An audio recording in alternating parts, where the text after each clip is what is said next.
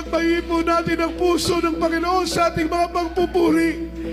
Sabi ng isang testimony, mga minamahal, habang nagkakapuspusan, nagtataka siya yung ibang part, grabe ang bubig, yung ibang part sa dako ng Amoranto, walang puspusan, pero yung ibang part, merong puspusan.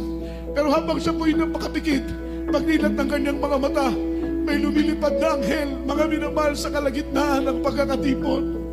Yung anghel na yun may bitbit na basket, at yung laman ng basket, mga minamahal, mga bulaklak na napakagagandang bulaklak. Kapag lumilipad yung anghel kung saan niya isinasabo yung bulaklak, doon nagkakapuspusan ng banal na presensya ng mahal na Panginoon.